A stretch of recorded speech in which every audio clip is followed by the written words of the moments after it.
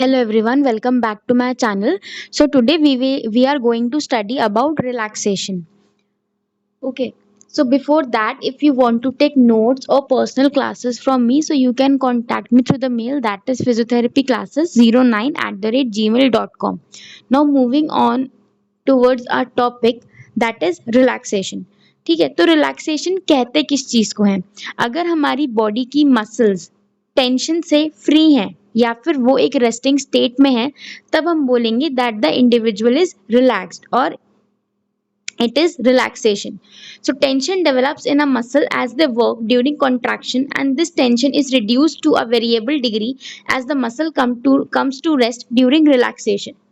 अब बच्चों ये समझो कि जब आप कोई भी काम करते हो तो आपकी मसल्स के अंदर कॉन्ट्रैक्शन होती है। ठीक है, कंसेंट्रिक इसेंट्रिक जो भी आप वर्क कर रहे हो उसके अकॉर्डिंग आपकी मसल्स कॉन्ट्रैक्ट करती हैं। ठीक है, यानी कि कॉन्ट्रैक्ट कर रही हैं तो उनके अंदर कुछ अमाउंट ऑफ टेंशन जनरेट होता है। या फिर अगर आप नॉर्मल इरेक्ट स्टैंडिंग ही करते हो सिर्फ, तो भी जो आपकी एंटी ग्रेविटी मसल्स हैं उनके अंदर एक टोन होती है, एक टेंशन होता है। राइट, तभी तो आप सीधे खड़े हो पाते हो, आपकी बॉडी अपराइट हो पाती है। अगर टेंशन ही नहीं होगी मसल्स के अंदर तो आप तो उठ ही नहीं पाओगे, आप गिर जाओगे। तो जब उन मसल्स को हम रेस्टिंग स्टेट में ले आते हैं, यानी कि जब उनके अंदर टेंशन बहुत मिनिमल होती है, हम ये नहीं कहेंगे कि मसल के अंदर टेंशन खत्म हो जाती है, टेंशन बिल्कुल भी नहीं होती। मसल के अंदर कुछ अमाउंट ऑफ टेंशन हमेशा रहता ही है, बट उसको जब हम मिनिमल लेवल पे ले आते हैं तो उसको हम कहते हैं रिलैक्सेशन। ठीक है, अब बच्चों टाइप्स ऑफ रिलैक्सेशन के बारे में हम पढ़ेंगे। तो generally there are three types of relaxation. एक होता है होल या फिर total body relaxation, next is the mental relaxation and third is the local relaxation. सबसे पहले हम बात करेंगे होल या फिर टोटल बॉडी रिलैक्सेशन की। तो देखो इसके नाम से ही समझ आ रहा है, जब हम पेशेंट की पूरी बॉडी को, ठीक है, total upper limb lower limb thorax abdomen chest सबको हम रिलैक्स स्टेट पे लेके आ रहे हैं, पूरी बॉडी को, उसको हम कहते हैं होल या फिर टोटल बॉडी रिलैक्सेशन। ठीक है, नाम से ही ये चीज क्लियर है। So it can be done by positioning the person in some resting position. Normally during the lying position only the postural tone of the muscle will be less. So the alternation is made in the lying position to attain the maximum general body relaxation. तो इसमें हम बच्चों usually जब हमें total body relaxation करना होता है patient का, तो हम लाइंग पोजीशन यानी कि जो लेटने वाली पोजीशन है उसको प्रेफर करते हैं। ठीक है, अब जो लेटना है बच्चों वो भी बहुत तरीके से लेटा जा सकता है। कोई सीधे होके लेटता है, कोई उल्टे होके लेटता है, कोई साइड में कर्वट लेके लेटता है। ठीक है, तो ये क्या हो गया, ये सारी लाइंग पोजीशन की डिराइव्ड पोजीशंस हैं। ठीक है, so the person has to be positioned in the firm mattress or in the spring mattress so that the mattress used with the mold depend on the body contours of the patient। यानी कि जिस चीज के ऊपर आप patient को लेटा रहे हो, जिस मैट्रेस पे आप पेशेंट को लेटा रहे हो, आइडियली वो फर्म होना चाहिए, ना वो ज्यादा सॉफ्ट होना चाहिए और ना ही बहुत ज्यादा हार्ड होना चाहिए। तो अब बच्चों जब हम इसको रेस्ट लाइंग पोजीशन को लेते हैं तो इसके अंदर हम ये चार पोजीशंस देखते हैं, supine lying, half lying, prone lying और साइड लाइंग। सुपाइन लाइंग में क्या होता है बच्चों, सीधा लेटना, यानी कि सर को ऊपर छत की तरफ या आसमान की तरफ करके लेटना, उसे हम कहते हैं सुपाइन पोजीशन, कुछ इस तरीके से। ठीक है, अब इसके अंदर हम क्या होता है, यहाँ पे हम पिलोस का यूज करते हैं। ठीक है, तो एक पिलो जो है उसको हम कहाँ लगाते हैं, सर के नीचे, ताकि जो आपका हेड है वो स्टेबल रहे, किसी भी एक तरफ रोटेट ना हो। जो दूसरा पिलो है उसको हम लगाते हैं नी के नीचे। नी के नीचे लगाने का क्यों क्यों लगाते हैं वहीं पे हम, because it prevents the hamstring tension. तो जो हैमस्ट्रिंग मसल है उसके अंदर जो टेंशन है उसको वो कम करता है, रिड्यूस करता है। Also the reduces the lordotic curvature over the lumbar region, reduces the abdominal muscle and iliofemoral ligament tension। तो यानी कि नी के नीचे पिलो लगाने से आपके ये तीन काम हो रहे हैं। कौन कौन से, हैमस्ट्रिंग के अंदर जो टेंशन है वो कम हो रही है, जो आपका लोडोटिक कर्वेचर है लंबर स्पाइन पे वो कम हो रहा है, और जो एब्डोमिनल मसल और जो इलियोफेमोरल लिगामेंट है उनके अंदर जो टेंशन है वो भी कम होती है, just by placing a pillow under the knees. in the anterior supine lying position. Both the arms are abducted and placed on the pillow inside. Ankle is positioned in neutral by placing sandbags.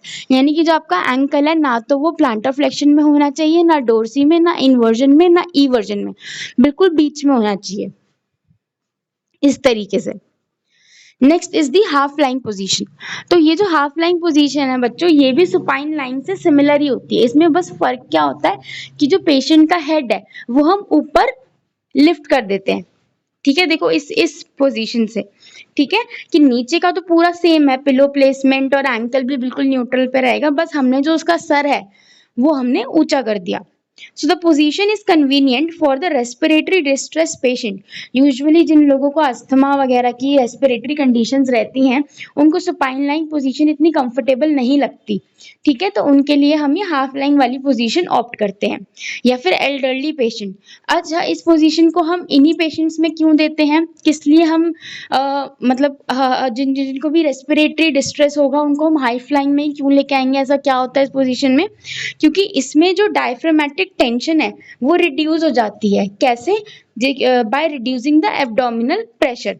So one pillow is placed under the head extended up to the thoracic region supporting the upper trunk and the other pillow is placed under the knee, जो कि पहले अभी हमने किया था same, और ankle को भी हमने न्यूट्रल पोजीशन में ही रखना है।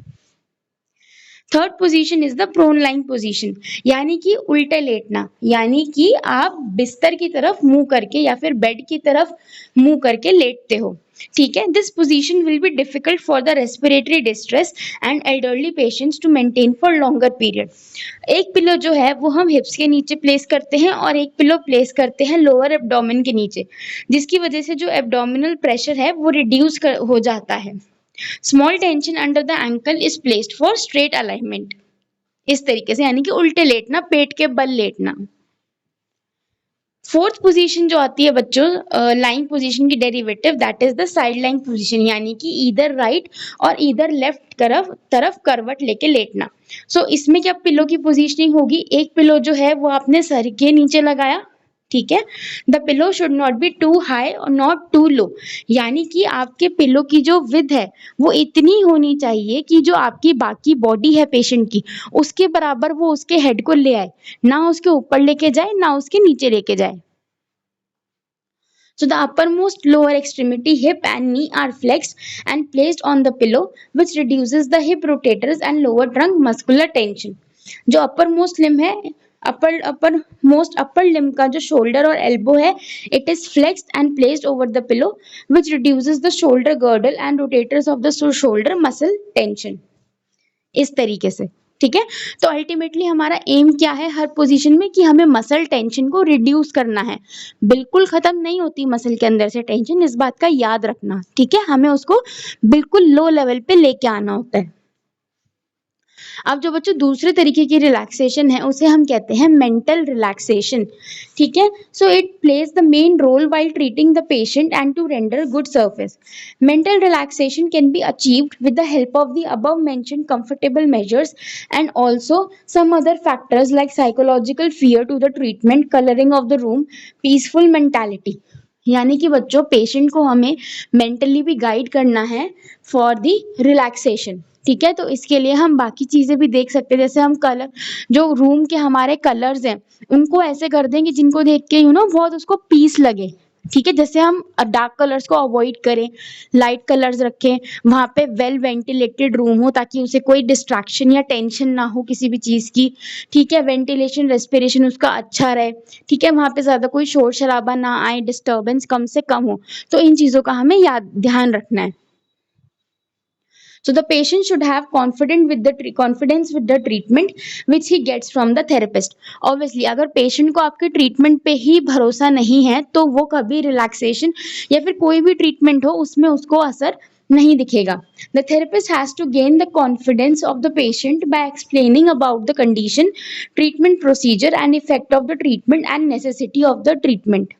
ठीक है, तो थेरेपिस्ट को भी ये ध्यान रखना है कि जिस तरीके से पेशेंट आपको अप्रोच कर रहा है आपको उसी तरीके से पेशेंट को बातें समझानी है, ठीक है। कोई हो सकता है सिर्फ 2 लाइनों में समझ जाए, कोई पेशेंट होगा कि आपको 10 लाइनों में समझाना पड़े उसे, ठीक है, तो ये आपकी भी मॉरल रिस्पॉन्सिबिलिटी बनती है कि आप पेशेंट के साइकोलॉजिकल लेवल को देखते हुए उसको समझाओगे उसी तरीके से.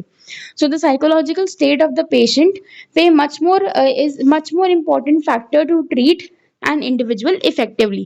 अगर आपने उस चीज पे ध्यान नहीं दिया तो आप कितना ही ट्रीटमेंट देते रहो, it will not prove beneficial.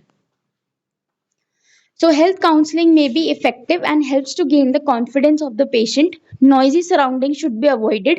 ठीक है, क्योंकि larger sound होंगी तो उसका relaxation जो है, mental relaxation, the patient will not be able to do it. End में उसको irritation और frustration और हो जाएगी. So the therapist manner should be courteous, pleasant and his voice low pitched and clear. Atmosphere भी उसका अच्छा होना चाहिए. ठीक है, मतलब यही सारी बातें याद रखनी है कि जैसे मतलब उसको बिल्कुल भी किसी तरीके की परेशानी ना हो, ना आपके थ्रू परेशानी हो, ना एनवायरनमेंट के थ्रू परेशानी हो. तो थेरेपिस्ट का भी रोल प्ले होता है यहाँ पे, और जो एनवायरनमेंट है उसका भी रोल प्ले होता है इन मेंटल रिलैक्सेशन. अब जो तीसरे तरीके का रिलैक्सेशन है बच्चों, that is local relaxation. So relaxing the particular part और segment of the body is called local relaxation. एक हमने पढ़ा था होल या फिर टोटल बॉडी रिलैक्सेशन, जिसमें हम पेशेंट की पूरी बॉडी को लेटा के रिलैक्स कर रहे हैं. यहाँ पे हम क्या है, पेशेंट का मान लो हमें हाथ में रिलैक्सेशन देना है, या फिर पैर में रिलैक्सेशन देना है, या फिर गर्दन में रिलैक्सेशन देना है. तो depending upon the condition of the patient हम किसी एक पर्टिकुलर बॉडी के पार्ट को ही रिलैक्सेशन दे रहे हैं. इसको हम कैसे दे सकते हैं? By giving massage, relaxed passive movement, bye supporting that body part and by applying the pain relieving modalities. तो इन तरीकों से हम वो लोकल बॉडी पार्ट को रिलैक्सेशन दे सकते हैं. Massage and relaxed passive movement gives the soothing effect to the patient, increases the blood circulation and increases the venous drainage. तो ये सारी वो फिजियोलॉजिकल चीजें हैं जो मसाज और रिलैक्स पैसिव मूवमेंट देने से पेशेंट को होती हैं, जिसकी वजह से उसको रिलैक्सेशन अचीव होता है in that particular part. So if the patient has pain over part और segment of the body, pain relieving modalities भी हम पेशेंट को दे सकते हैं. ठीक है, क्योंकि आप जितने रिलैक्सेशन करा लो, अगर पेशेंट को पेन है तो वो कभी रिलैक्स नहीं हो पाएगा. तो आप उसको पहले पेन रिलीविंग मोडालिटीज दो, उसके बाद उसके ऊपर आप अपना रिलैक्सेशन करवाओ. And whenever the patient get relieve from the pain, he will feel relaxation. So this is all about the relaxation and types of relaxation. Thank you so much.